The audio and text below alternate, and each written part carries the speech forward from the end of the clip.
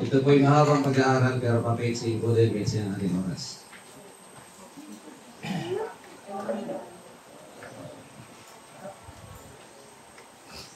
Ang title po ng ating pag-aaralan is Laws of the Land, When Should You Obey? Bakit po kaya? In connection with our theme, Peace That Passeth All Understanding. Kapag ikaw po ba ay may kaso, magkakaroon ka ng peace? Pag binigyan ka ng subpoena, magiging kang at peace? So, kailan daw po, hanggang kailan pwedeng sundin ang kautasan ng gobyerno o ng lupa? Ito po may kinalaman sa batas ng pag-aasawa. No? Ikaw ay sanay na magkaroon ka ng peace. Yet still, kahit sanay ka at akala mo peace, trouble will still come to you kasi nga, illegal ka pa rin. So, balik po tayo. Bakit natin ito pag-aaralan? Isa sa pinaka-rampant problem ng Iglesia Adventista del Séptimo Día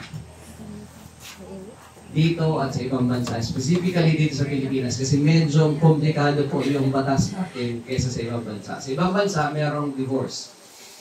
Pag nagkaayawan na ng divorce, pwede na magpakasal sa iba.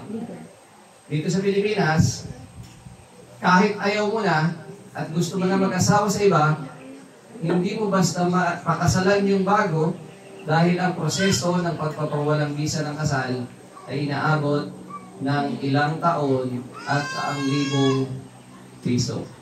So kung wala ka daw pera, kaya huwag ka nang mag-isip na mag-asawa ulit. Kaya yung mga gustong mag-asawa ulit na dati na may sabit, ay mag-isip-isip muna. So, ano po ang sabi ng Biblia tungkol sa batas ng tao? Dapat bang sundin o hindi? Romans 13:1-7, let every soul be subject unto higher powers. Pagpasakop. Whosoever resisteth the power, resisteth the ordinance of God, and they that resist shall receive to themselves damnation. So pag hindi mo sinunod yung batas ng batas ng tao, tanggap ka ng pagkundina. Anong dahilan? For rulers are not a terror to good works, but to the evil. Wilt thou then not be afraid of the power? Do that which is good, and thou shalt have praise of the same. Ang batas po ng tao normally ay nakabase sa batas ng Diyos. Although some of the laws ay minsan parang, ano naman po, parang walang kwentang batas. But eventually, everything na ipinasang batas, ang goal po niyan is for the greater good. Ano? Kahit pa po yung batas na ipinasa na yung motorcycle, sa kailangan dalawa daw ang plaka. Pwede pa na lang doon katulad ng sa LGBT. Yung mamaya tayo doon sa, kaya na hanggang saan yung susundin natin. That's always for the greater good. Kasi pag sinabi ng batas na bawal mong pitasin ang bunga ng saging ng kapitbahay mo, so dapat mong sundin yun. Kahit pa yung bungang yan ay nakatapat, may bakod, yung saging nakahapay sa'yo, at yung bunga ay nakatapat sa tapat ng lupa mo, pwede mo bang tigbasin yung bunga?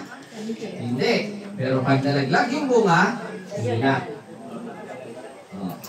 So, for fairness and equality, normally, ganun ang batas. For safety, pag sinabi ng batas na kailangan mag-helmet ka, mag-helmet ka. Bakit ka sa Cotabato, bawal ka mag-helmet. So, depende sa lugar. Kung ano yung nararapat na batas doon. But, it's always for the good. So, bakit may batas na mag-helmet? For the safety ng nakasakay sa motor. But sa Cotabato, bawal ang helmet for the safety ng mga tao para makilala ng mga pulis kung sino yung nagmumotor. So, magkaibang safety ang pinag-uusapan. Kaya, we have to abide by the law. Okay? Ano pang sabi? Yung gobyerno daw is a minister of God to thee for good. But if thou do that which is evil, be afraid. For he beareth not the sword in vain, for he is the minister of God, a revenger, to execute wrath upon him that doeth evil. So yung gobyerno ay dinesignate ng Diyos para parusahan yung mga gumagawa ng masama. Wherefore ye must needs be subject not only for wrath but also for conscience sake. So, ang payo po sa atin, binigyan ng karapatan para mag-execute ng parusa sa mga lalabag dito. Okay? Pag pinatay mo yung kapwa mo, ikaw ay kukulong. So, depende sa pagkapatay mo. Magkaiba po kasi ang homicide sa murder. Pero ang punto po natin, ang batas ng gobyerno ay dapat sundin dahil ito ay para sa ikakabuti ng mas nakararami. At karugtong ito, ano pa ang utos? For this cause, pay ye tribute also. Huwag tayong tax evader. For they are God's ministers attending continually upon this very thing. Kaya lang, kung sa nakakalungkot mo, tax ano? Kasi napupunta lang sa bulsa. Pero yun po yung sabi, kailangan pa natin magbayad ng buwis. Render therefore to all their dues, tribute to whom tribute is due, custom to whom custom, fear to whom fear, honor to whom honor. And Titus 3:1, put them in mind to be subject to principalities and powers, to obey magistrates, to be ready to every good work. Obey them that have rule over you, and submit yourselves. Submit yourselves to every ordinance of man for the Lord's sake, whether to king or as supreme, or unto governors, as unto them that are sent by him for the punishment of evildoers and for the praise of them that do well. So, mahirap bang unawain o malinaw, paulit-ulit na binabasa, na magpasakop kayo sa kung ano man na pinapatupad ng gobyerno. Honor all men. Ganun pa rin yan, kapag Diyos ang nagbigay ng kapamahalaan. Bakit daw? So ano ang karakteristik ng sumusunod sa Diyos? He who obeys the divine law will most truly respect and obey the laws of his country. He who fears God will honor the king in the exercise of all just and legitimate authority. Ano po? Kaya medyo controversial to when it comes to political view. Pero the moment na yan ay kinikilala na, kung nakaupo sa pwesto, kahit pa hindi yan ang binoto mo, o ayaw mo talaga sa kanya, kaya lang siya na yung nakapwesto, we are bound to obey kung ano yung pinakalakad niya. Now, ano naman itong sabi ni Pedro? We ought to obey God rather than man. Hanggang saan tayo susunod sa batas ng lupa? Sabi sa Testimonies for the Church, it is our duty in every case to obey the laws of the land. Period. Hindi. Tama. Tama lang. Unless they conflict with the higher law which God spoke with an audible voice from Sinai and afterward engraved on stone with His own finger. The 10 precepts of Jehovah are the foundation of all righteous and good laws. Those who love God's commandments will conform to every good law of the land. Susunod tayo sa batas ng lupa, malibang siya'y lumalabag sa batas ng Diyos. Ganun kasimple. Pag sinabi ng batas na kailangan mong lumakad doon sa pedestrian lane, doon ka lumakad. Kasi pag hindi, magjaywalking ka. We are to recognize human government as an ordinance of divine appointment and teach obedience to it as a sacred duty within its legitimate sphere. So hanggang saan ang sphere na pwedeng i-command ng lupa o ng gobyerno? So hanggang doon sa legitimate sphere niya, susundin natin siya. Pero pag beyond na doon sa kanyang sphere, ano ang sabi? But when its claims conflict with the claims of God, we must obey God rather than men. So dito papasok yung sabi ni Pedro. Kapag nagsasalungat na ang batas ng tao sa batas ng Diyos, kailangan natin sundin ang batas ng Diyos kaysa sa batas ng tao. Sino po dito ang mga estudyante? Asan yung mga estudyante? Wala na yata estudyante. Sa mga students, isa sa challenge ng pag-aaral ay ano? Ang Saturday class. Sa mga empleyado, isa sa challenge ng pagtatrabaho, ano? Saturday work. Ngayon, pwede ka bang tanggalin sa trabaho mo kapag hindi ka nagtrabaho ng Sabado? Pwede. Pero pwede mong ikaso. Kasi yun, lalabas religious discrimination. Pwede ka bang ibagsak ng teacher mo dahil hindi ka pumasok ng Sabado? Pwede. Pwede ka ibagsak. Pero pag binagsak ka, siya ay pwede mong ireklamo ng administrative case because it is against the law. The law still provides protection for religious freedom. So, sino man na estudyante na sinasabihan ng teacher na ibabagsak kita dahil hindi ka pumapasok ng araw ng Sabat, that teacher can be sued.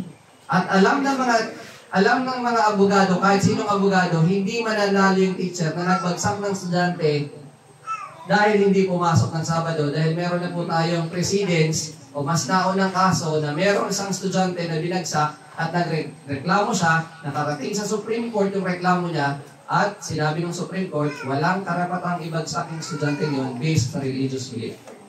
So anyone na natatakot ibagsak ng teacher dahil hindi makakapasok ng Sabado, gamitin ninyo yung batas habang pinoproteksyonan pa tayo. Later on, kukuhain sa atin yan, pero ngayon, gamitin mo na. It may be a way para may educate din yung mga teachers na merong batas na nagpoprotekta sa mga Sabbath keeper. Ngayon, we ought to be God rather than man. God's word must be recognized as above all human legislation. And thus saith the Lord is not to be set aside, for thus saith the church, or thus saith the state. The crown of Christ is to be lifted above the diadems of earthly potentates. We are not required to defy authorities, kaya hindi tayo sumasali sa belga. Our words, whether spoken or written, should be carefully considered. Alam pa natin now, we can have our own political views, but we are not free to air it out na may pinapanigan ka o isang politiko. Pwede ka magreklamo sa social injustices, sa mga corruption sa gobyerno, pero you are not going to put the blame on a certain individual. No? So, medyo huwag tayong mag-venture dito sa area na hindi pinapag-venture sa akin. But the point is, ang utos ng iglesia at ang utos ng gobyerno ay hindi pwedeng taasan ang utos ng Diyos. Para sa mga ministro, teach the people to conform in all things to the law of their state when they can do so without conflicting with the law of God. Kumusta yung COVID? Pinag-utos ng gobyerno na magpabakuna. Bakit hindi kayo nagpabakuna? Hindi ba that's for the greater good? Pwede magkwento ng kaunti. Nangyari sa Bilisan mo lang po. Nag-training kami ng first batch nung health gas health gasper sa Pagantukan. COVID time. Tapos nung malaman nagkaroon kami ng training doon, pinababa kami. So pinatawag kami. Ang issue namin ay kasi umakyat yung mga manubo doon ng mga Adventist na hindi nagpabaksin. So humarap ako ng 2 beses na sa barangay at sa munisipyo. So bago kami humarap sa munisipyo, si Ruel ba, tinignan ni Ruel ang lahat ng mga yung batas ng iglesia, nakarapatan mo yun. Pagdating namin sa munisipyo, mga kapatid, nung iniharap na namin yun, mismo yung doktor ng munisipyo ng Pagantukan, may binasa siyang mga law na kung saan ang sabi doon na kahit yan ay karapatan ng iglesia, pero maboboid yan kung ito ay laban, ito ay magiging dahilan ng kapahamakan ng nakararami. Kaya tumahimik kaming bigla noon. Binasahan kami doon sa munisipyo. Kaya pag sabi nila, baba kayo, bumaba talaga kami. So nakahanda ng COVID-19 na kapag hindi ka sumunod sa kanila, mayroong batas na nakahanda na, hawak pa yun ng doktor ng yung Department ng Health ng Pagantukan. Kaso, mayroong isa pang batas na nagsasabi na hindi mo pwedeng ipilit ang pagpapabakuna kahit kaya naman. Hindi pa ninyo alam yun, kaya hindi niya sagot. May sagot doon. Merong batas, Republic RA 11 something. Basta meron tayong hinahawakan din during that time na kapag sinabing, ba't di kayo papabakuna? Ito po yung sabi ng batas, hindi pwedeng ipilit. Now, bakit? Tinupos naman ng gobyerno, ba't di natin sinunod? Meron ba itong i-violate na moral law? Meron wala? Meron. There is, because it pertains to health. We are bidden to to be careful on what things to put into our mouth. Right? Now, who can exactly identify the contents of the vaccine? Saan galing yung bakuna, hindi mo alam. Diba? So, the point is, when it comes to those things na magko-conflict sa conscience, we ought to obey God rather than men. May hirapan ka, of course. Isolated kami, hindi kami makaalis. Buti lang, may mga kapitbahay. Kasi kami po, during that time, na-test kaming lahat dahil na-expose yung, mayroong isang na-expose sa isang COVID patient. So, tinest kaming lahat. Ang kaso, during that time, yung anak kong panganay, may sipon. So, pag-test sa kanya, lahat kami negative except dun sa panganay ko na nag-positive. So, lahat kami quarantine. Tapos, ang tingin sa amin ng mga kapitbahay namin, para kami may ketong na hindi pwede mapitan. Pero hindi pa rin kami nagpapakuha. Dahil, it will violate our conscience. Now, ano nga po yung malinaw? Pag ang batas ng tao hindi magko-conflict sa batas ng Diyos, dapat sundin. It is our duty in every case to obey the laws of our land unless they conflict with a higher law. That's the very simple idea. So let's go to the divorce and marriage na usapin. Sinong gusto makipaghiwalay? Wala. Sa mga gusto mag-asawa, make sure you understand these things. In the New Testament are similar prohibitions concerning the marriage of Christians with ungodly. The Apostle Paul in his first letter to the Corinthians declares the wife is bound by the law as long as her husband liveth. But if her husband be dead, she is at liberty to be married to whom she will, only in the Lord. So malinaw, hanggat buhay ang asawa mo siya, hindi ka pwede mag-asawa ng iba. Ay anong dahilan para pwede kang makapag-asawa ng iba? Yun yung titingnan natin. Because rampant po ang nangyayari na marami ng mga kapatiran natin ngayon ang nagsasama ng walang legal na kasal dahil hindi sila pwedeng ikasal ng legal.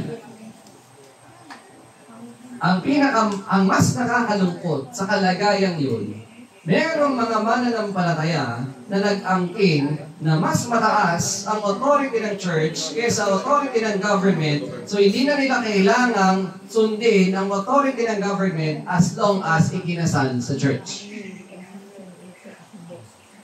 So the basic question is the law regarding marriage in conflict with the law of God? Simplest answer is no. Kaya lang, the way na walang bisa mo yung kasal mo, hindi kasing dali ng ginawa ni Moises. Sa panahon kasi ng Israel, magbigay ka lang ng bill of divorce, divorce na kayo. Sa ibang bansa, magpirmahan lang kayo, divorce na kayo. Sa Pilipinas, walang divorce. Anong meron? Annulment. And the process of annulment is a tedious one. And also very expensive. But the marriage law is still in accordance to the will of God. So how about, paano kapag nagpakasal ka sa unbeliever? Because meron tayong mga kaibigan na ginagamit nila ang reasoning na ito na sinasabi na ayon daw sa aklat ni Ezra, kapag nag-asawa ka ng unbeliever, ito ang dapat mong gawin. Sabi dyan, during sa time ni Ezra, galing sila sa Babylon. Pumunta sila ngayon sa Jerusalem. Nagkaroon sila ng problema kasi nakita nila na yung mga Israelita nag-asawa ng hindi mananampalataya. Kaya sa kasong ito, anong sabi ni Shekaniah, the son of Jehiel, one of the sons of Elam, answered and said unto Ezra, we have trespassed against our God and have taken strange wives of the people of the land. Yet now there is hope in Israel concerning this thing. Now therefore, let us make a covenant with our God to put away all the wives and such as are born of them, according to the counsel of my Lord, and of those that tremble at the commandment of our God, and let it be done according to the law. So, anong sinasabi nila dyan? Yan ay pinayagan ng Diyos sa panahon nila Ezra, therefore dapat applicable pa ngayon. Na kapag nag-asawa ka ng unbeliever at na-realize mo na mali yung ginawa mo, isauli mo yung asawa mo. And then, anong ginawa nila? Pwede na daw mag-asawa ng iba. Now, tingnan niyo po ang kasong ito. Ano ang senaryo dito? This is a national emergency. Secondly, ano yung pinayagan? Pinayagang isauli yung mga unbelieving spouse. Pero may sinabi ba dyan na they are now at liberty to marry another? Answerin niyo po ha. They are using this to give them the freedom to marry someone else kapag isinauli na nila yung kanilang mga asawa na hindi naman sinasabi sa talata. Kaya kapag naka-encounter po kayo ng tao na yan yung reasoning, sabihin niyo sa kanila, saan mo nabasa dyan na inutos o pinayagan na mag-asawa ulit? Pinayagan dyan na isauli yung mga asawa. Pero walang sinasabi na pwede ka nang mag-asawa ng bago. Now, tinanong ng mga Pariseo si Kristo. And the Pharisees came to him and asked him, is it lawful for a man to put away his wife? So, tinitest na naman nila si Kristo. Paano si Kristo sasagot sa marriage law? And he answered and said unto them, what did Moses command you? And they said, Moses suffered to write a bill of divorcement and to put her away. Anong sagot nila? Paano nila iiwanan ang kanilang asawa? Magbigay. Pag ako ayoko na sa asawa ko, magbigay lang ako ng bill of divorce na tayo. Anong sagot ni Kristo? And Jesus said unto them, for the hardness of your heart, He wrote you this precept. That is not the revealed will of God. That is the permissive will. Bakit? Kasi ang tigas ng puso nyo.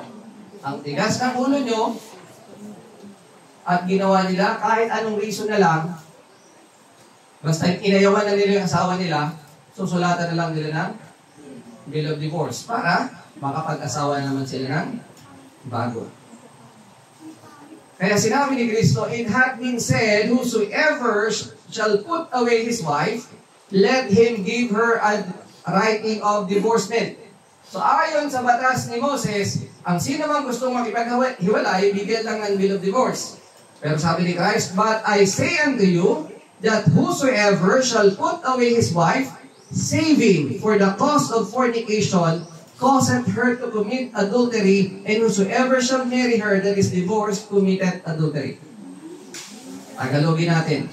Sabi ni Kristo, sinasabi ko sa inyo, na sino mang makipaghiwalay sa kanyang asawa, maliban na ang kaso ay pakikiapid, ay itinutulak siya para mag-commit o gumawa ng pakikiapid. At sino mang magpakasal sa asawang ihiniwalay ng asawa na hindi naman pakikiapid ang dahilan, ay magkakaroon siya ng pakikiapid kapag siya'y nag-asawa ulit. Puro pakikiapid yung narinig nyo? Halimbawa lang ito ha. Kuya Goli and Ate Menchik. Si Kuya Goli nagsawa na kay Ate Menchik. Hindi ako magsasabi. Halimbawa lang. Hindi na ang totoong buhay. Halimbawa lang. At nakakita na siya ng bago niyang gustong asawahin. So naisip niya, gagawan ko ng bill of divorce si Menchik para maging malaya ako sa pag-asawa. Sabi ni Kristo, kapag hiniwalayan mo ang asawa mo, na hindi naman siya nakikiapid, itinutulak mo siyang pakiapid. Kasi kapag nag-asawa si Ate Menchik ng bago, ang tawag sa kanila, adulterer. Ang tanging, pala ko ito. Paano yan kung ang asawa ko, unbeliever, hindi lang unbeliever o pusher pa. Ayaw akong pagsimbahin. So anong sabi? If the wife is an unbeliever and an opposer, and the husband cannot, in view of the law of God, put her away on this ground alone. So kung unbeliever ang asawa mo, at kahit kinukontra ka pa niya, hindi mo siya pwedeng hiwalayan.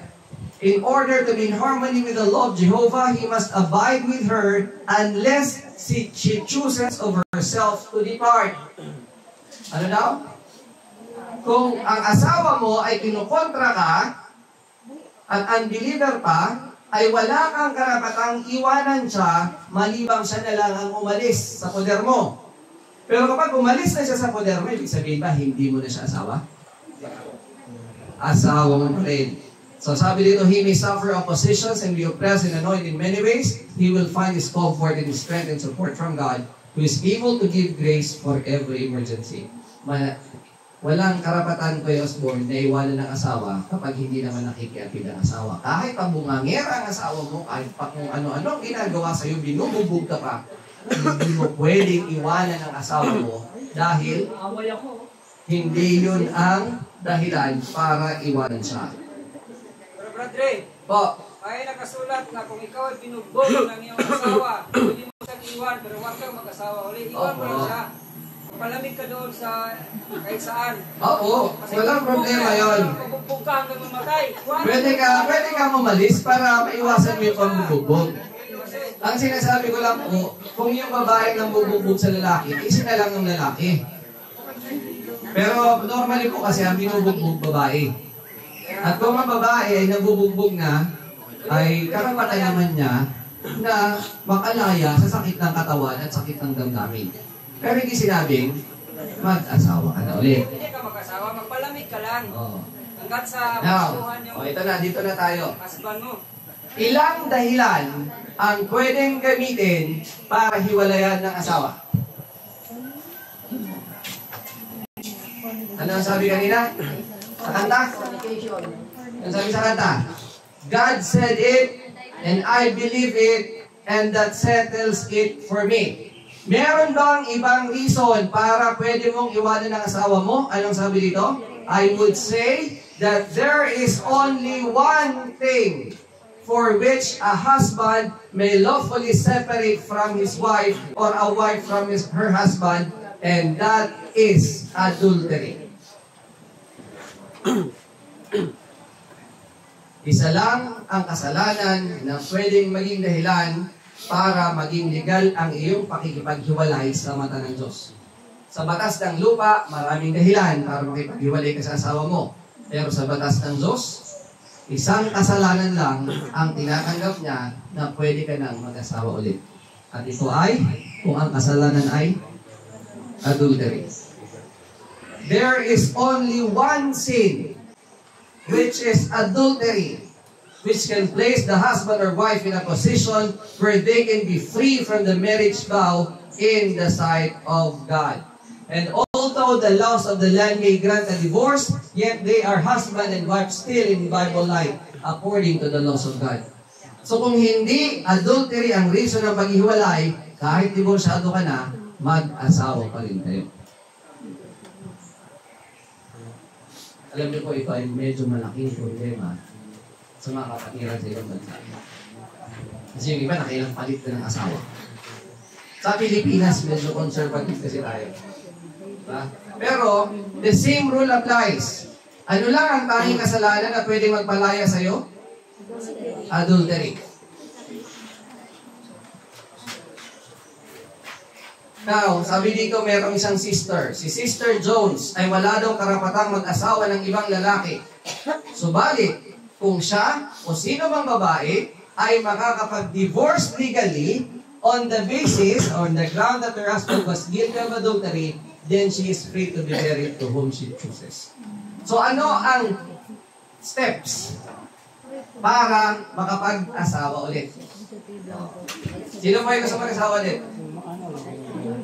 Ante. Ano ka pa, ante? Wala na. Okay. Ano yung steps? Number 1, siguraduhin mo na ang kaso ng asawa mo ay adultery. Pangalawa, mag-secure ka ng legal remedy. Pangatlo, saka ka palang pwedeng magpakasal. Ang legal remedy yung problema na yun. Ang legal remedy, it's either divorce sa ibang bansa or annulment sa Pilipinas. At yun ang medyo mahirap gawin dahil mahal nga dito. So, although sinusulong na ng batas ng mga congressman at mga senador na magkaroon ng divorce, Tama ba sa quotation branch? Pinigilan pa yun. Adventist Home 344 paragraph 3. Ano nga po ulit? Ang proseso para mag-asawa ulit? Siguraduhin ang kaso ng asawa mo ay adultery. Siguraduhin mo magiging kang malayang legal. And then saka ka palang pwede mag-asawa ulit. Kung hindi adultery, Hindi pwedeng maghiwalay. maghiwalay kayo pero hindi ka mag-asawa muli. Hindi pwede. Pwede ka umiwalay kasi kung hindi mo na kaya, pero hindi ka pwedeng magpakasal dahil hindi ka makakakuha ng senumar.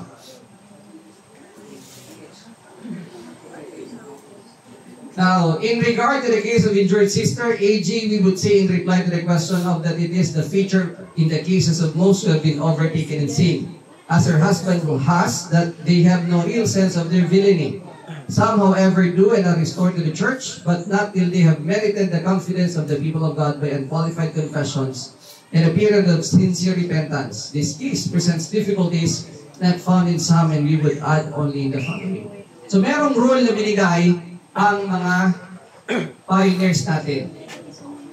Kasi yung iba, feeling nila, kapag nanatili silang nakikisama sa asawa nila, na yung asawa nila ay guilty ng adultery, sasabihin nila, Panginoon, hindi ba ako'y nagiging karamay sa kasalanan ng asawa ko? Diba, ikaw na nga yung niloloko, tapos feeling mo guilty ka pa kasi nakikisama ka sa taong gumagawa ng mali. Ito yung payo nila. 1. In cases of the violation of the 7th commandment, where the guilty party does not manifest true repentance. So, hindi nagsisisi, nabababae pa rin ang nabababae. If the injured party can obtain a divorce without making their own cases and that of their children, if they have them, worse by so doing, they should be free. So, kung patuloy na gumagawa ng pangbababae o pangadunya ang asawa niya, kung hindi magiging injurious dun sa babae at sa mga anak nila, ay dapat siyang maging alaya. Bakit may qualification na hindi magiging injurious? Kasi halimbawa po, ikaw ay babae, especially sa time nila Sister White, na ang mga babae ay homemaker. At kapag humiwalay sila sa husband nila, wala na silang source of income. So kung makikipag-hiwalay sila sa asawa nila at wala silang source of income at magugutom sila, medyo komplikado yung sitwasyon. Ngayon, ang sinasabi ni Sister White, hindi ni Sister White pa ito, ng mga pioneers natin, hindi lang ito kay Sister White, na kung ikaw ay kaya mong mabuhay ng maayos, na hindi ka magdadagdag ng injury, especially sa mga anak mo at sa iyo, makipaghiwalay ka. Number 2, if they would be liable to place themselves and their children in worse condition by a divorce, we know of no scripture that would make the innocent party guilty by remaining. So kung kinonsider mo na kapag humiwalay ako, magugutom kami, mamamatay ang mga anak ko, so mananatili na lang ako at ako'y magiging martir. Ibig sabihin nun, ang sabi dito, hindi ka magiging guilty dahil pinipili mo ang welfare ng iyong mga anak. Huwag mong sabihin sarili mo na kasalanan mo na hinahayaan mo na, hindi mo nga mapigilan eh. Kasi may mga lalaki talagang womanizers. And number 3, time and labor and prayer, patience and faith in a godly life might work a reform. Kaya ang sabi, di ba? Huwag mong iwan yung asawa mo for the unbeliever is sanctified by the believing. Kasi meron namang mga cases na gano'n na during ng kabataan ng babae, nung tumanda na, balik sa original na asawa. So time and labor and prayer and patience and faith in a godly life might work a reform. To live with one who has broken the marriage vows and is covered all over with the disgrace and shame of guilty love and realize it not is an eating canker to the soul. And yet, a divorce is a lifelong heartfelt sore. God pity the innocent, marriage should be considered well before contracted. Kaya kung maghihiwalay din lang naman, maghiwalay na ngayon pa lang. Huwag nang magpakasal. At kung magpapakasal, siguraduhin, hindi maghihiwalay. Why, oh why will men and women who might be respectable and good and reach heaven at last sell themselves to the devil so cheap, wound their bosom friends, disgrace their families, bring a reproach upon the cause, and go to hell at last? God have mercy. Why will not those who are overtaken in crime manifest repentance proportionate to the enormity of their crime and fly to Christ for mercy and heal as far as possible the wounds they have made? Nakakalungkot nga lang po, marami ang hindi nakaka-realize na dapat silang magsisi. At ito kasi yan machismo. Mas maraming chicks, mas pogi. Yun yung kalimitan. And may mga culture talaga na pag wala kang kerida, mahina ka. Wala kang chicks eh. But if they will not do as they should, and if the innocent have forfeited the legal right to divorce by living with the guilty after his guilt is known, we do not see that sin rests upon the innocent in remaining, and her moral right in departing seems unquestionable, if her health and life be not greatly endangered in so remaining. So hindi naman sa binubugbog, hindi naman sa ginugutom, hindi nga lang faithful sa kanya, hindi dapat ituring na kasalanan ng asawa na hindi humiwalay yung patuloy na pambababae ng asawa niya. So mostly kasi pambababae, pero sa panahon natin ngayon, meron na rin mga asawa ng lalaki. Meron pong mga cases na kailangan ng mga lalaki minsan magpaka-Hosea na ilang beses kang tinanggap yung asawa niya, umaalis pa din at naghahanap pa rin ng iba. Pero kung ang pag-ibig ng lalaki ay gano'n na lamang kagaya kayo sa inyo, nakatanggapin niya pa rin ng kanyang asawa. So, may mga lalaking ng mga babae at may mga babaeng ng lalaki. Yan ang realidad ng buhay. So, let's go to the reason that they use. I'd like you to give a concrete example. There is a person, isang lalaki, na iniwan ng kanyang asawa. At yung asawa niya, sumama na sa iba. Nagkaroon na nga ng anak eh. So tanong, may karapatan na bang mag-asawa sa lalaki? Open ko yung TSB. Pakiano mo yung TSB. Kasi hindi familiar yung book. Testimony and sexual behavior. Balikan natin. Merong isang mag-asawa, nangalunya sa babae, nagkaroon na ng anak, nakisama na doon sa lalaki, iniwanan yung asawang lalaki. Ang tanong ko po ulit, pwede na ba mag-asawa si asawang lalaki? Di pa. Pwede na, hindi pa? Di pa. Bakit? Di pa sila divorce. Dahil hindi pa divorce, hindi pa anal. Hindi sila pwedeng ikasal. Paano kung si lalaki ay kumuha ng dalaga?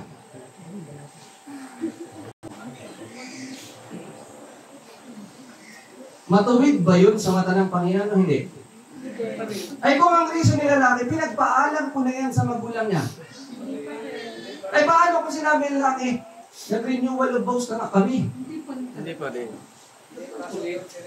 Ay elder nga ako. Sinolemnize nga kami ni Pastor Goli.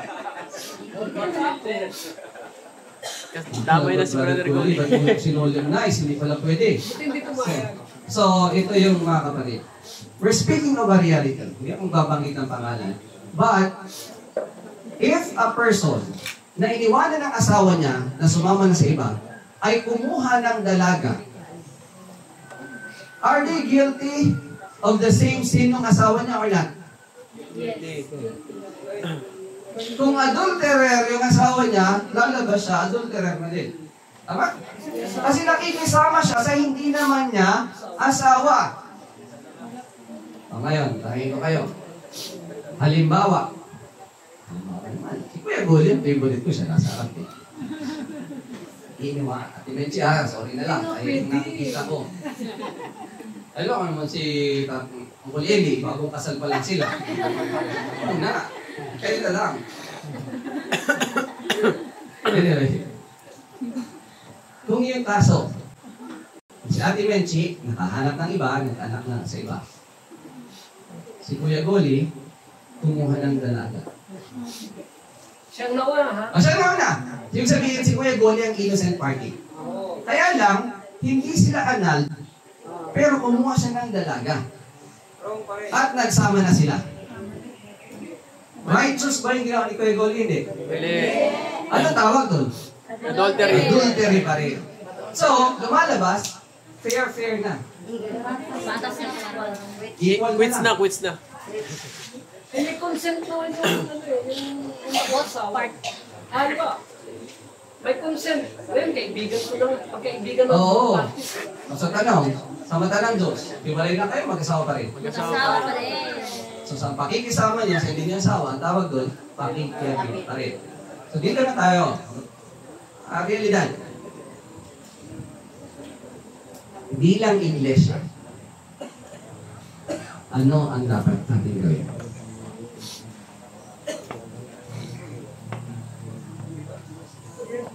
Bilang iglesia, ano ang dapat gawin kay Kuya Goli? Si Ate Menchi, naging unbeliever na. Hindi na part ng church. Si Kuya Goli ay nanatiling part ng church at yung kanyang kinakasama. Bilang iglesia, hahayaan ba natin si Kuya Goli sa kalagayan niya? Hindi. Bakit? Kasi maging partakers na tayo yun. Anong mangyari? Sin. Okay. Maraming mga kapatiran natin ngayon ang hindi nakakaunawa sa tinatawag na corporate sin. Ano yung corporate sin? Hindi naman ako ang gumawa. Pero bakit ako nadamay? So ito yung titingnan natin. Bago tayo tumuloy doon, merong ginagamit yung isang grupo na may sinabi sila, Sister White, huwag mo nang pakialaman. O, ito yun, si Brother G. Favorite nila ito si Brother G. Tungkol kay Brother G, sabi ni Sister White, I can speak quite freely. About 1875, he married a very brilliant school teacher. Oh, parehong believer. She was very talented, but after a number of years, she became quarrelsome and made his life miserable. Hindi natin alam paano naging problema, pero pinapahirapan na niya yung kanyang asawa. At that time, he was associated with a very brilliant young woman who was an accountant at a college. Napipicture out nyo? Balik tayo kay Brother Goli. Tanggapin ba lang ikaw ang example niya? Ikaw ba lang yung Brother Goli? Brother G po talaga yan. Brother Goli. Brother Goli po talaga. Chapter niya talaga yun ang Si Brother G po talaga yan, Brother G. At dahil sa iyo, G, si Brother Goli yan. Okay. Hindi pa siya pwedeng magsabi na hindi ako ang example mo. Kasi siya yung Brother G.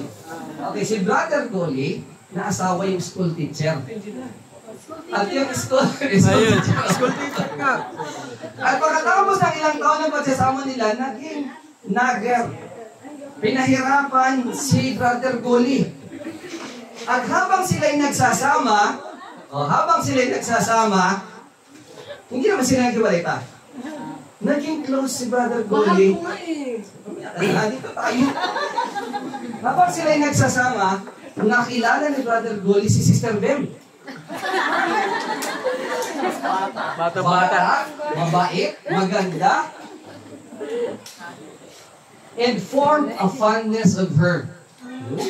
Favorite ko talaga itong batang ito. Hindi naman sila nagkaroon ng relationship. No? Diba? Naging, alam mo yun, close sila. Pero anong sabi ni Sister White? Sister White wrote him a very plain warning which he promised to give. So, brother, evil appearance yan. Okay? So, sige. So, sundin ko yan. So, dahil nasaway siya ni Sister White, anong ginawa ni Brother Goli? Brother Goli resigned his position at X College. Went to Michigan to visit his sister and offered, ang bilis naman kasi masyado. Nag-resign siya at pumunta na siya sa Michigan. So, nagkahiwalay sila nung kanyang asawa. Kasi pumunta na siya sa Michigan, yung asawa niya siguro kung nandun pa rin dun sa lugar na yon. Pero nagkaroon sila ng separation, ng physical separation. Asawa. And then, nag-file ng divorce yung asawa. Yung babae. Anong kaso? Adultery or not? Adultery. Ano ang reason ng divorce? Walang sinabing adultery. Di naman nag-adultery si Brother Golly. Sinunod niya nga yung payo na may evil appearance. So lumayo siya para mawala yung evil appearance. So wala siyang ground. Wala siyang ground para mag-divorce dahil dapat ang grounds is Ako dapat ang mag-ask ng divorce kasi ikaw yung agrabyado. Ako ang agrabyado. Kaya lang, naisip siguro ng babae na, buti pa maghiwalay na lang kami nito. Di nag-file ng divorce yung babae, si Brother Golly, hindi nag-object. Kasi nung mas may bata pa. Pinirmahan yung divorce. Okay. Bata pa. So, in that sense, guilty si Brother Golly o hindi? Wala pang guiltiness. Pumirma ka lang, nakipag-divorce ka. Kaso, okay na sana. Meron lang nangyari. Thus far, those who knew the case approved. Kasi alam mo, Brad, buti na lang hiniwalayan ka rin ng asawa mong yan. Kasi pinapahirapan ka lang. But shortly after this, ito yung naging problema. Hindi natin alam kung gaano kabilis. Ano? Walang dates na nila. Walang date, basta sabi shortly. Nung na-divorce na siya, anong ginawa ni Brother Golly? Pinakasalan niya si Bem. Nako, yung bookkeeper before mentioned. Then all his friends were greatly grieved. Naku, Brother Golly, ba't mo naman ginawa yun? So, anong ginawa sa kanya? So, pagkatapos siyang pakasalan, siya yung nagturo, then settled near. And for many years, worked very hard. His wife helping him to make a living on a little fruit and vegetable farm.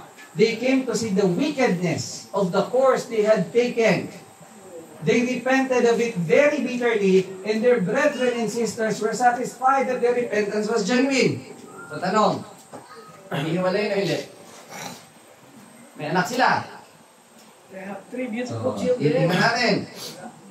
They had 3 beautiful children growing up, and no one, as far as I know, encouraged them to separate. When the matter was put before Sister White, she did not encourage a separation, nor could she encourage any movement to exclude him from participation in the work of the third angel's message. Parang gusto kasing isensure na bawal ka nang mag-speaker. In his later life, he labored a humble way in a self-supporting work in the South. Kasi talented to si Brother Golly. Ministro naman talaga siya. Masipag siya. Kaya lang yung pagkakamaling yun, nawalan siya ng support galing sa church. Pero nagpatuloy siya sa kanyang self-supporting work. Kaso, negative pa rin ang tingin sa kanya ng ibang mga kapatiran. So sabi ni Sister White, if persons living in the light of the third angel's message purpose to leave one companion for the sake of uniting with someone else, it is our duty to warn and reprove and discipline. So dapat lang talagang disiplinahin. If persons before embracing the message have entangled themselves and afterward have repented, confessed their sins, and received forgiveness of God, and won the confidence of their brethren, it is better for both ministers and laymen to leave them alone, enjoying the forgiveness and justification which have been wrought through Christ without undertaking to tear up the existing relations. May anak na sila. Nagsama na sila matagal. So ano na ang sinasabi? Nag-repent na sila. Anong sinasabi na dyan? Leave them alone. Bakit? Sabi ni Elder White, it has been my belief for a long time that our brethren make a serious mistake in their efforts to break up families by arguing that in the fulfillment of their vows, made unwisely in most cases, that they are continually, day by day, committing adultery. So para kasing sa ibang tao, dahil yun yung naging case ni Brother Golly, ay, alam mo Brad, habang nabubuhay ka, nag-adultery ka pa rin. Ngayon, ano yung sabi? Leave them alone. And some of the people today are using this case na nagsasabi, leave them alone. Matagal na silang nagsasama. Bakit ka ba, Brother Raymond, nakikialam? Bakit ako nakikialam? Hindi man sila nag-record. Kasi ang sabi, open rebuke is better than secret love. Am I therefore become your enemy? Because I tell you the truth, na ang pagsasama ninyong dalawa ay kasalanan sa mata ng Diyos. Now, bakit sinabi dito, leave them alone? Pansinin nyo. Ano lang ang failure nila? Ano lang yung failure? The only failure is, the reason of the divorce is not adultery. And probably, most probably, yung wife, siguro may asawa na din iba. Nauna lang mag-asawa si Brother Golly, pero ang point doon, divorce naman siya. Legally silang kasal at meron na silang mga anak. Ngayon, i-compare natin. Paano kung same case, pero hindi legal? So, hindi mo pwedeng i-apply yung leave them alone kung hindi sila legally married. The fact that they are living together without the legality is still, sa mata ng Diyos, is a sin. And never should we say that the authority of the church is higher than the authority of the government. Kasi binasa natin kanina, magpasakop kayo sa batas ng gobyerno kung hindi ito lumalabag sa batas ng Diyos. So the marriage law in the Philippines is not against the law of God. So whether we like it or not, we have to abide by it. At kapag hindi natin sinunod yung batas ng gobyerno at nakisama tayo ng walang legal na kasal, ibig sabihin tayo ay nangangalunya. Nangyari po sa iba kasi para ma-justify po, nagpakasal sila sa tribo. Mapunta po tayo tayo. So, can people find excuse? Nung binato si Achan, mag-isa siya o kasama ang pamilya niya? Bakit? Kasi may tinatawag tayong corporate responsibility. Now, alam niyo po kung ano ang mahirap sa kalagayan ng nagsasaway? Because there will be men and women who despise reproof and whose feelings will ever rise up against it. It is not pleasant to be told of our wrongs. Tama po ba? Pag sinabi mali ka? In almost every case where reproof is necessary, there will be some who entirely overlook the fact that the Spirit of the Lord has been grieved and is caused reproach. This will pity those who deserve reproof because personal feelings have been hurt. So anong ginawa ko? Halimbawa ako, yung ministro, sinaway ko si Kuya Golly. Sabi ni Kuya Osborne, alam mo naman yun si Brother Amy, napakahigpit naman yan. Okay naman yung kalagayan niyo, Brad. So tingin mo magbabago si Kuya Golly at marirealize na mali siya? Kung merong nagsasabing, okay lang Brad yan. Anong tawag kay Kuya Osborne pag ginawa niya yun? All this unsanctified sympathy places the sympathizers where they are sharers in the guilt of the one who. Si Kuya Osborne ba yung nangalo niya? Hindi. Pero sinabi niya, okay lang yung ginagawa ni Kuya Golly, ano ang level na niya? Kapareho siya na guilty doon sa kasalanan ni Kuya Golly. Nakita niyo po? You don't need to do the work, to do the act, to do the sin itself, to be guilty of that sin. All you have to do is agree. Pag sinabi mong tama ang ginagawa mo, at mamaya makikita nyo, kahit wala kayong sabihin. Take note, gaano sana karami ang nagsisi kung walang false sympathizer? In 9 cases out of 10, if the one reproved had been left under a sense of his wrongs, he might have been helped to see them and thereby have been reformed. Kung yung sinaway na nagkamali ay hinayaan na makarealize na nagkamali siya, siyam sana sa 10 sinaway, magbabago. Bakit daw hindi nagbabago? Kasi merong mga sympathizers. But meddlesome and sanctified sympathizers, kanino nga yung napupunta ang sisi? Sino mga sympathizer nito? Sino nang sinisisi nila? They place all together a wrong construction upon the motives of the reprover and the nature of the reproof given. And maybe sympathizing with the one reproved lead him to feel that he has been really abused.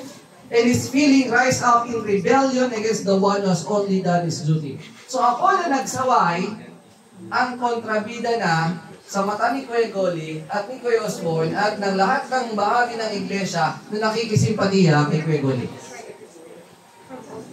Nakita niyo po? Yung nagsasaway para itama yung mali, siya na ang masama. Siya na ang mali kasi sinaway niya. Nangyayari po ba ito? Ito po ang realidad ngayon. Pero merong promise sa mga tapat. Those who faithfully discharge their unpleasant duties under a sense of their accountability to God will receive His blessing. God requires His servants to be always in earnest to do His will. In the Apostles' charge to Timothy, he exhorts him to preach the word, be instant in season, out of season, reprove, rebuke, exhort with all long suffering and doctrine. Kaya po, mahirap magsaway. Pero kapag ginawa mo yung duty mo, meron kang blessing na tatanggapin. The Lord teaches us in the directions given to Aaron, reconciliation to his just punishments, even if his wrath comes very nigh. He would have his people acknowledge the justness of his corrections, that others may fear. In these last days, many are to be self-deceived, and they are unable to see their own wrongs. Eh bakit po maraming kinakakita na mali sila? Simple ulit. Kasi meron silang sympathizers. If God through His servants reprove and rebuke the erring, there are those who stand ready to sympathize with those who deserve reproof. They will seek to lighten the burden which God compelled His servants to lay upon them. These sympathizers think they are performing a virtuous act by sympathizing with the one at fault, whose course may have greatly endured the cause of God. Yun po bang ganong kaso ay makakakos ng injury sa gawain ng Diyos? Ang mga sabadista pala, mga mangangalon niya, hindi pala sa kanila sinasaway ang ganyan. Tutularan na iba, hindi. Lalo na kung ako ay may position sa church. Imagine po kung ako yung gumagawa na at ako ang nangangaral sa inyo. Anong isipin niyo? Si Brother Raymond nga, gano'n ang kaso. So, pwede din pala kami. Such are deceived. They are only arraying themselves against God's servants, who have done His will and against God Himself, and are equally guilty with the transgressor. Nakita niyo po? Kung itong buong iglesia ito ay hindi sinaway si Brother Goli at nanahimik at sinabi pa ng iba na okay lang yan, ano ang kalagayan ng buong iglesia? Equally guilty. Kung adultery ang kaso ni Goli, ang kaso ng buong iglesia is adultery. Bakit? Sa halip na sawayin yung mali, sinang-ayunan ninyo. So paano natin sinasang-ayunan ng mali? O, tingnan nyo. Ha? Mahirap lumusot dito. Hindi tayo pwedeng kagaya ni Jinggoy nga sick ka na. And many times we are guilty of false sympathizing. How? Sabi po ng Desire of Ages, we should never give sanction to sin by our words, our deeds, our silence, and our presence. Hindi naman nga ako nagsalita, bakit ako damay? The fact na nandun ka sa congregation na yun at hindi ka nagsasalita, ibig sabihin, your silence gives the approval to the wrong. Ang hirap po ba? Hindi ba walang tahimik lang, Brad? Kapag nakakita ka ng kasalanan at hindi mo sinaway, sino nang guilty? Kasama ka. Equally guilty ka. Bakit? Anong sabi sa Ezekiel 3:18? When I say unto the wicked, thou shalt surely die, and thou givest him not warning, nor speakest to warn the wicked from his wicked way to save his life, the same wicked man shall die in his iniquity, but who is responsible for his death? Ikaw na nakakaalam ng tama, hindi mo siya sinaway, ikaw ang sisilingin ng Diyos sa kamatayan ng nagkasala. Paano po pagka marami na kasing sumasaway kaya hindi na naman magsasaway? Hindi. Still, you need to be on the side of the nagsasaway. Ngayon, meron kasing church action na dapat gawin later on. So, ito na. Paano kung sinaway ng iglesia at si Brother Goli? Kasi ito na ulit-ulit. Kasi ikaw example lang. Sige lang, usap lang kayo dyan. Kasi ikaw example lang. Meron siyang sympathizer eh. Pero nakagad eh. Sige tayo. Ano ang rule sa sin? Pagka, may action. Ano ang rule pag merong sin? Trip mo. We go Simple to na. Matthew 18. Tama? Go to Him alone. Pag hindi nagbago, hindi tumanggap, bring 2 or 3 witnesses. Pag ayaw pa rin, bring to the church. Pag ayaw pa rin, anong kailangan gawin ng church? The Disiplinahan. church has to do the disciplinary action of removing that person from the fellowship of the church. Pero may mga Bible rule po yun. paano Last resort yun. Kung hindi na talaga siya magsisi, wala na tayong magagawa. Bakit kailangang i-separate yung person? Para wag tayong madamay sa kanyang kasalanan. Pansinin niyo po yung rule. Kung magsimba, papaalisin mo? Hindi po. paano yun? Inano po ni Pwede siyang magsimba, pero hindi siya pwedeng maging officer ng church. Pwede siyang Love the sinners, hate the sinners. Tama po. But we need to implement church discipline. If we're not going to implement church discipline, ano pong mangyayari sa buong church? We will be held accountable for the sin of that person.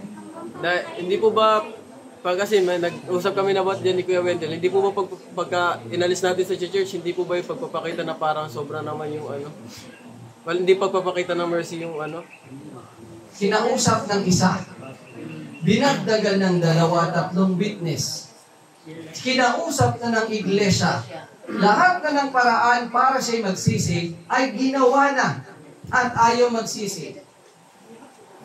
Kailangan na natin gawin yung pang-apat. Ano ang sabi dito? Sin and sinners in the church must be delayed. Delayed ba? Promptly dealt with, agaran. that others may not be contaminated. Bakit kailangang mabilis na aksyonan ang kasalanan at makasalanan? Dahil makakahawa siya. Ano kailangan gawin pag nag-deal na tayo sa sin and sinners? Matthew 18 nga. So babalik tayo.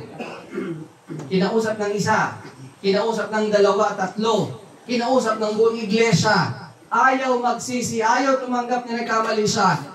Ano gagawin natin? Bahala ka na sa buhay mo.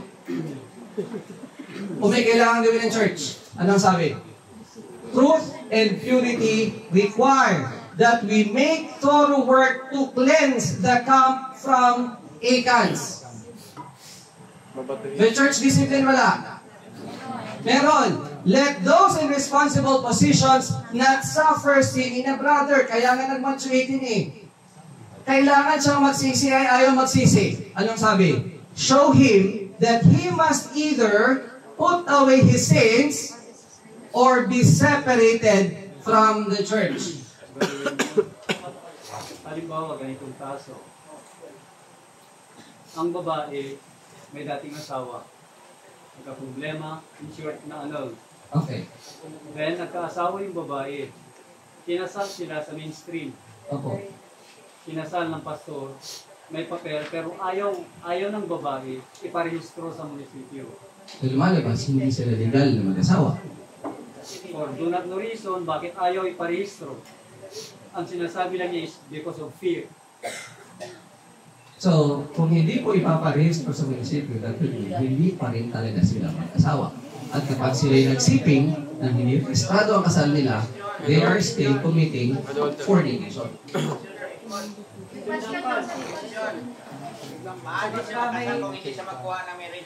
Meron nga po, hindi lang sinubmit sa PSA. Merong marriage license, hindi pinarehistro. Ayaw iparehistro ng babae. So, ibig sabihin po noon, hindi sila legally kasal sa batas ng lupa. Mag-asawa yung lalaki. So, lalabas, pwede mag-asawa yung lalaki kung gusto ng lalaki kasi hindi na pinarehistro. Pero the moment na isabit ng babae, lalabas yung lalaki, dalawa asawa niya. Mayangat silang lalaki po. Isa. Lalabas po, dahil ayaw iparehistro, they are still committing sin. Paano naman yung lalaki, yung sa side po ng lalaki? Hindi naman yung lalaki may gusto na ayaw ipasok ng babae. Ay, kaya nga, pag hindi. Kung ayaw ipasok ng babae, ibig sabihin, hindi talaga kayo mag-asawa. Kasi ang papasok sa marriage relation, you both agree. Kayo ba'y nangangakong magsasama ng habang buhay? Ang sagot, I do. Nag-I do kayo pala? I don't. Opo. What about the ministry that handle it? Wala pong problema saan. Ay, sila'y nag-handle ng ministry. But that would mean compromise. That's very compromise kasi hindi pala kayo legally married. You are committing fornication. Yan nga po, di ba, nagko-commit nga sila ng fornication kasi innocent, hindi naman alam ng lalaki na hindi pala pinasok. Paano yung pag hindi alam ng lalaki? Pag hindi alam ng lalaki, edi, ignorante siya, innocent siya doon. Pero kung alam niya, sige, di ba, kumplikado na tayo. Okay. Sige po. Mas maganda dito sa alas 14. Kaya wala tayong atong sige.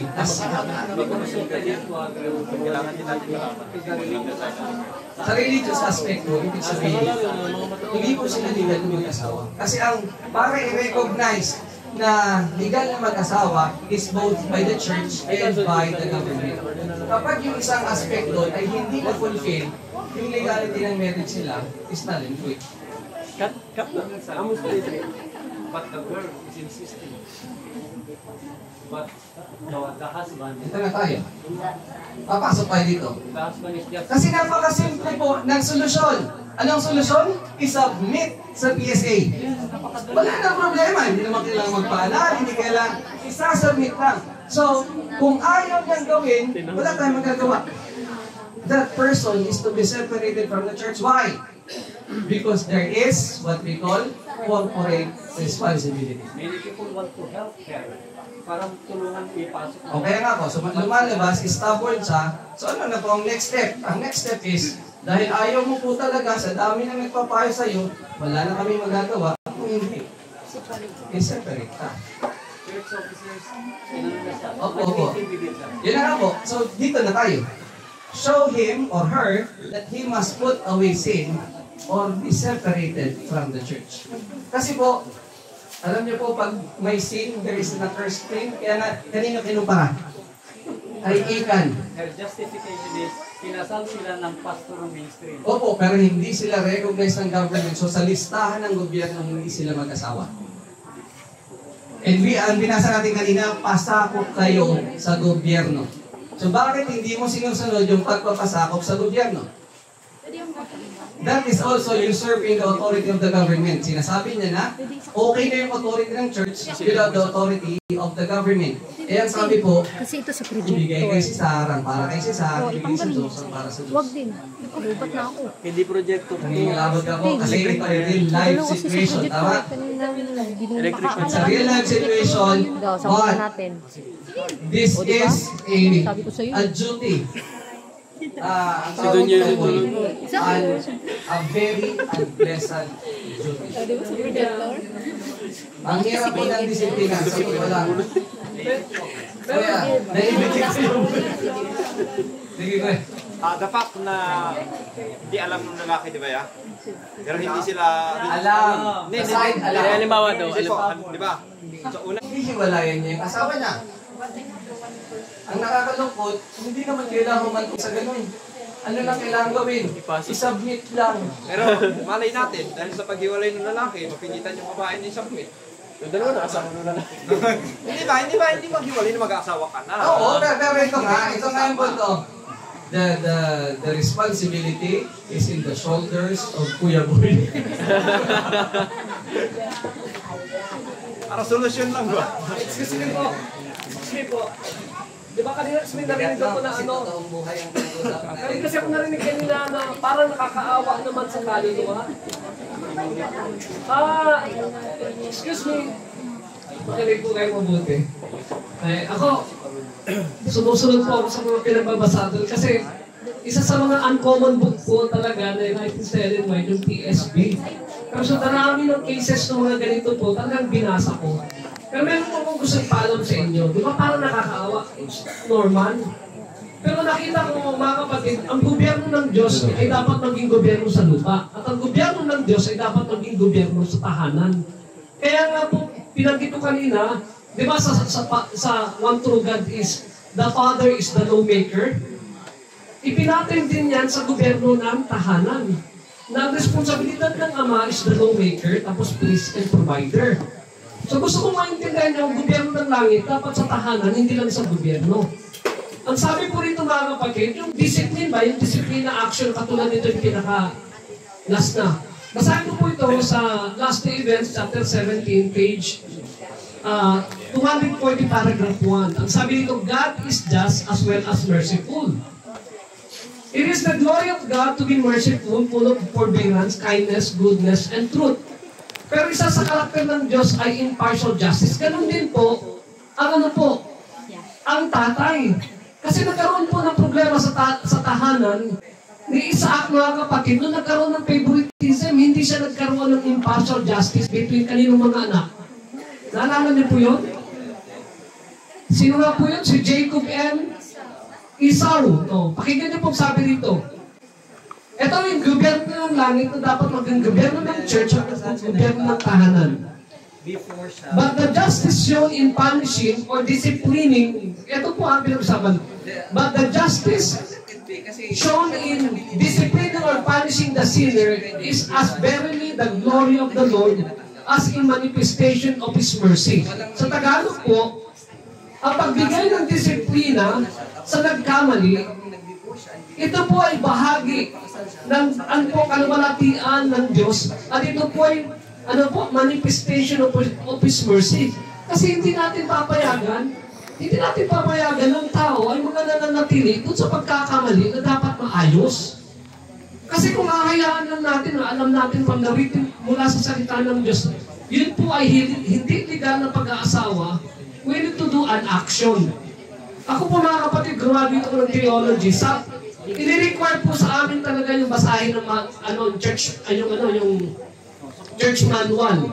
At doon sa disiplina mga kapatid, nakita ko po doon, quoted sa Bible Spirit of Prophecy, sa mainstream Seventh-day Adventist, nakalagay po doon, ang pagdisiplina ay pagliligtas. Ang problema lang kung magdidisiplina ka, ay nakakaawa na parang galit ka, kinukondem mo. Yun na lang, napakahirap i-correct itong mga bagay nito. Marami pong one true God talaga na ganito po yung kalagayan. Luzon, Mindanao, hindi ko lang kilala yung mga taga-Visayas na iba. Amen! Kailangan lang yung legal ay sikasuhin. Bigla pong naging komplikado. Kasi ang pinag-uusapan ko, totoong buhay. At when it will affect real life people, especially children, very sensitive po itong usaping ito. Now, why does the church need to implement church discipline?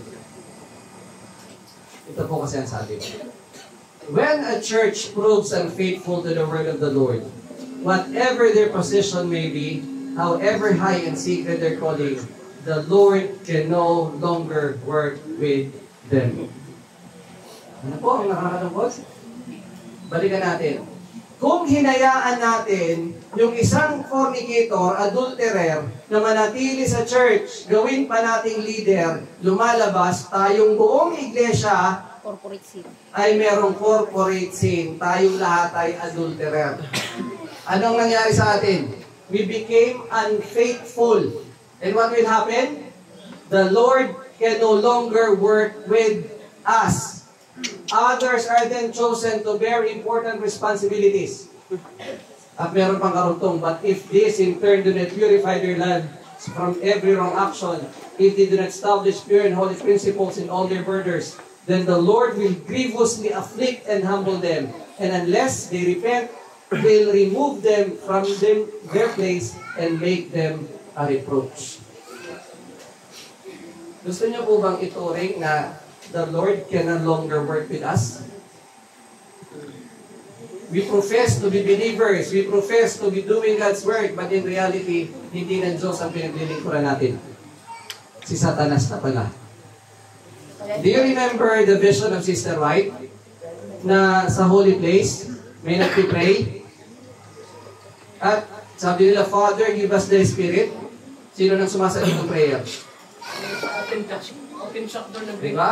Si Satanas na pala yung nagbibigay sa kanila ng power. Kaya hindi ebidensya na dumadami ang miyembro ng church namin means kami ay nasa katotohanan. Kasi si Satanas mismo ay bibigyan kayo ng mga miyembro para papaniwalain kayo na kayo'y nagpapatuloy sa gawain, but in reality, hindi na pala sa Diyos kayo gumagawa. Because you have set a wrong example. Kaya isipin nyo, ang mga taong magiging miyembro nyo, magiging ganun din ang prinsipyo. Pwede palang magsama ng hindi legal, basta ikasal ng simbahan. So the church will become a church of fornicators and adulterers. So, anong sabi ng Panginoon sa adulterer? Makakapasok sa kaharian ng langit o hindi? Malinaw ang sabi sa Biblia. Kaya ano ang panawagan? Kung ang iglesia natin mismo ang ayaw sawayin ng makasalanan, individually, ano ang panawagan sa atin? And I heard another voice from heaven saying, come out from her, my people, that ye be not partakers of her sin, and that ye receive not of her plagues. To associate with a church na yun ang principle, you will become partaker of that very sin. So ano ang call? Come out. Hindi mo na masaway. Silang lahat yun yung prinsipyo. Wala kang magagawa. Ikaw na ang lalabas. Dahil kapag hindi ka lumabas, makakaramay ka. Remember Lot? Kung hindi siya umalis sa Sodoma, kahit righteous pa siya, kasama siyang masusunog. So, clear po ba? Unless legally married and recognized by the church, the marriage is null and void.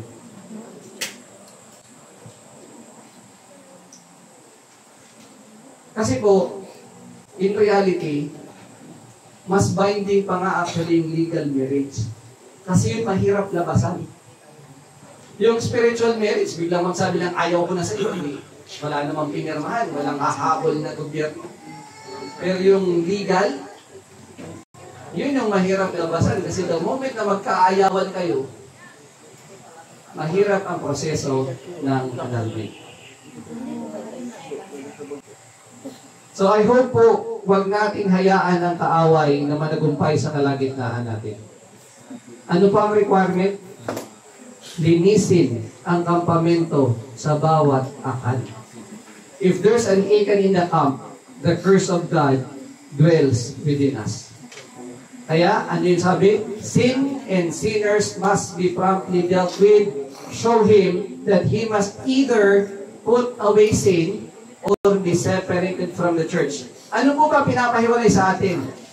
Yung sin. Kung ayaw hiwalayan ng sin, wala tayong magagawa. Kasama siyang ihiwalay sa kanyang sin. That's the same judgment of God. If people will not repent, they will die because sin will be destroyed. And they want to cling to sin, so they will be destroyed. Consuming fire. Yeah. So I hope clear po ang position natin. We need to be clear on this. Kailangang legal ang pagsasama. Kung meron pong hindi legal, tulungan natin, sikapin natin kung paano maging legal.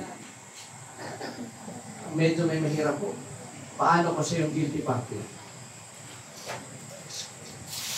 Ano naman po ang nakasulat tungkol sa guilty party? The guilty party has no right to remain. If you want to go to heaven, he has to go to heaven alone. Bakit ba, hindi ba pinilan? Ano ba ito yung It's the flesh, the lust of the flesh. If our flesh is overwhelming and it's not subdued by the Spirit of God, dahil po makikipagbaka ang laman laban sa Espiritu ng Diyos. Sensitive ba itong isyong ito? Pero kailangan maintindihan. Kailangan malinaw ang ating posisyon. Kung hindi, magiging tayong corporately responsible. Ano yung sabihin? Damay-damay tayong lahat.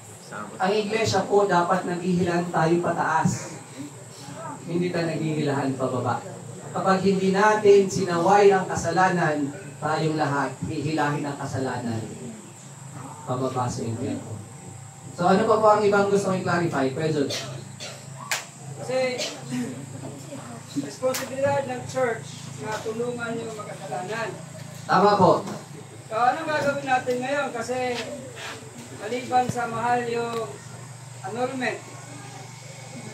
So, sila din na hindi pwedeng maghiwalay. Anong pwedeng gawin ng church na matulungan sila? Mag-resort ba tayo sa tribal marriage? Katulad ng ginawa ng mainstream? Siyempre hindi po. Kung gusto po nilang maligtas, ipigilan nila ang kanilang mga sarili. The church is willing as much as possible to help them. But if not, pigilan nila ang pagnanasa ng kanilang laman. Pull off muna. Pull off until... Oo. Kasi pag hindi, patuloy silang gagawa ng kasalanan. Pwede rin hindi mag-pull off, mag-ipon sila kasi dalawa sila. Basta hindi sila gagawa ng kasalanan, which is quite difficult or nearly impossible kasi the moment na mag-touch ang skin, meron niyang spark. Pero kahit na wala silang physical contact, pero meron silang communication. Diba, hindi sila naghiwalay. Physically, hiwalay sila. But mentally, emotionally, hindi sila hiwalay. Opo. Still engaged. As long as they are not involved in sexual act. Kasi the sin is the act. Yung relationship, nandun na yun. Wala kang magagawa dun kasi until na, tawag na, lalo na, especially kung may anak. Hindi daw okay lang po na may girlfriend lang pero hindi sila... Girlfriend lang. Yung halimbawa ba, Hindi natin maiiwasan. Pero, ang pinaka-kailangang iwasan ay yung sexual act. Kasi yung magkaroon ng relasyon, whether we like it or not, kahit sabihin mong wala na tayo, pero yung feelings nandun pa rin. Pwedeng verbally, hiwalay tayo, pero yung action nandun pa rin. Pero yung the sinful act itself, ang dapat iwasan. Now, we need to find a plain the Lord on that. Wala pa akong exact kuwalan, Kuya John. Yung sinasabi na halimbawa daw na hindi pa may kasal. So, anong gagawin? Pag halimbawa naghiwalay physically, dapat rin ba pati yung relasyon nila ay i-end na? Hindi na sila dapat magkaroon ng communication o ng relationship? Para sa akin kasi, hanapan ko pa ng ebidensya, ang iiwasan yung sexual act, pero yung relationship, mahirap iwasan lalo na kung meron silang anak. Kung boyfriend-girlfriend lang, madaling sabihin, maghiwalay kayo. But when it involves children, ibang usapan po kasi. Kasi mayroong nangyari dyan sa isang church na paghiwalay sila, isang book. Whatever it is called sin. Kasi sa mind pa lang, di ba? Ang tumingin sa babae na may pagnanasa ay nagkasala na sa kanyang puso. Yan ang sabi ni Kristo. Yung mic nandito po. Mayroong hindi kasado at saka may anak. So, tulad ng na dapat sila maghiwalay yung may asawa pagkatapos.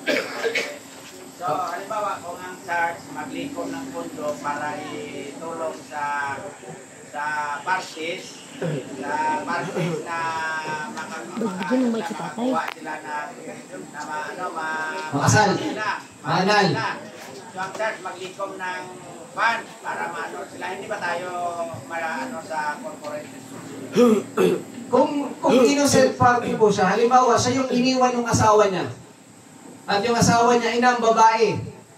Sumama sa iba. Ay siya ay nangangailangan ng makakasama sa buhay. So, may nanligaw sa kanya. So, guilty pa rin siya sa pakikiapid. Pero hindi siya yung guilty party na nang iwan sa asawa niya. Ibig sabihin, pwede siyang tulungan ng church kung sakali na may ayos yung kalagayan niya. Pero kung siya yung nauna na nang iwan sa asawa niya, magiging guilty ang church kapag pinayagan natin na sila ay magpakasal. Kasi siya yung guilty party. Kasi yung guilty party is not bound to remarry. Hanapin natin.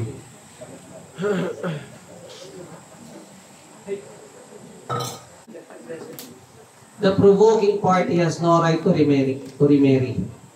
I have been considering your case in connection with L and I have no other counsel to give than I have given. I consider you to have no moral right to marry L. He has no moral right to marry you. He left his wife after giving her great provocation. He left her, whom he had vowed before God to love and cherish while both should live. Before she obtained her divorce, when she was his lawful wife, he left her for 3 years and then left her in her heart and expressed his love to you. The matter has been negotiated largely between you and a married man while he was legally bound to the wife he married who has had 2 children by him. So merong isang brother na nanligaw na sa iba while married pa. So bagaman hindi pa sila nag-commit ng sexual act, pero yung emotion niya ay inilipat na sa iba, yung lalaki is already guilty party. At walang karapatan na pakasalan niya yung lalaki. 56 ng Adventist Home, ang title po ay Divorce. Pero yung iba niya pong mga comment ay nasa TSB, yung Testimonies Sexual Behavior. Ito po yung warning sa atin dito.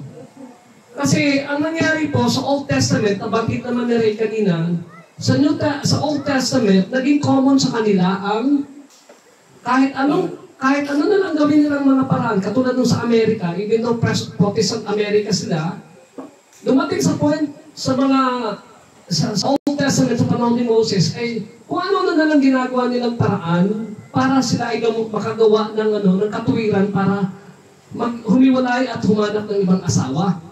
Ang nakakatuwa dito sa chapter 56, kung bakit sa panahon ni Jesus, minagnify niya yung ibang mga kautusan. Mababasa niyo yan sa chapter 5 ng Matthew na sinabi ito na kung tumingin ka lang sa babae na may pagnanasa, ikaw ay nanalo niya na. Pag binasa niyo po rito mga kapatid, sabi nito this is chapter 56, page 340, paragraph 3 ng Adventist Home. Jesus corrected misconceptions of marriage. Galing po sa Old Testament, sa panahon ng bayan ng Diyos, sa panahon ni Moses, nangyayari na yun. Pero pagdating sa New Testament, ganun pa rin nangyari. Among the Jews, a man was permitted to put away his wife for the most trivial offenses. Nagtanong si Mrs. Saan dati yung trivial? Sabi ko yung mga ordinaryong bagay lang, yung mga palusot ba na pwede bang makalusot? Kasi sa Amerika, kahit mabaho ang kilikili, humihilig, pwede nilang gawing basihan na pwede silang makipag-divorce. Ibig sabihin nito, trivial offenses, and the woman was then at liberty to marry again. Mga kapatid, ano yung sabi dito ng Panginoon to Ellen White?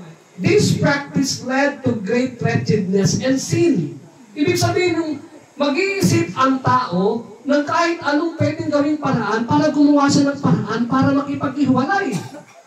At sa kanila, hindi lang pag-iwalay, kundi mag-remarry. Ito yung point ko, bakit mo yun?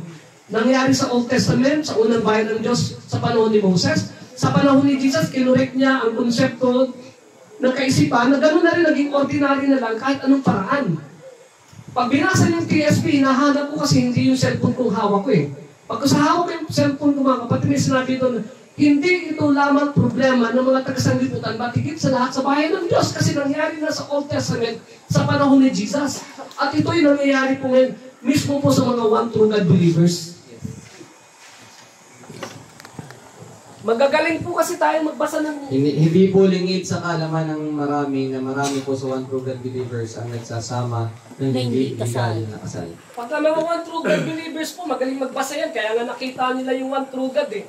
Pero magagaling din po sila na gumamit ng speculations. Gagamitin ang salita ng Diyos, maaring gawin pong sumobrat kumulang. Yun ang nakakatakot sa maraming alam. At yun pong binasa ko kanina ng Esther chapter 10, isa sa ginagamit nilang reason na sabi sa uli daw yung unbelieving spouse.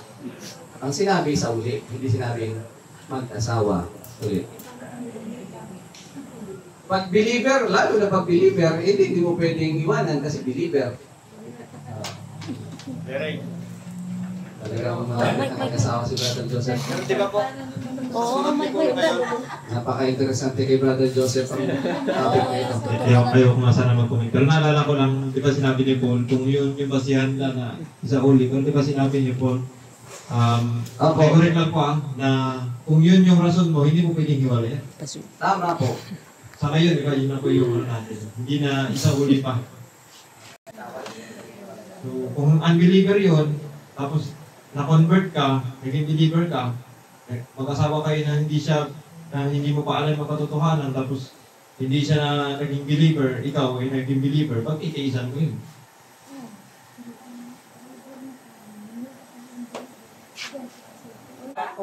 Itaas po muna natin.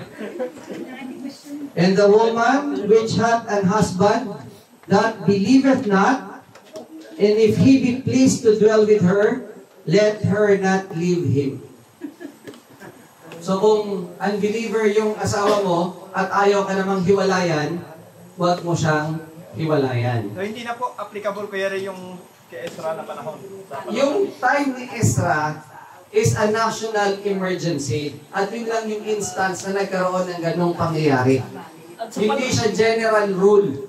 At sa panahon ni Ezra, nire-revive ang bayan ng Diyos, ang Israel. So to use it to justify yung pagpapakasal sa iba is beyond what the verse is saying. Ang pinayagan, ihiwalay yung mga asawa. Hindi sinabing, pwede na kayong mag-asawa ulit. Hindi opinion. Kaya po sa mga hiniwalayan ng asawa at gusto pang mag-asawa ulit, ang kailangan po ninyo ay annulment.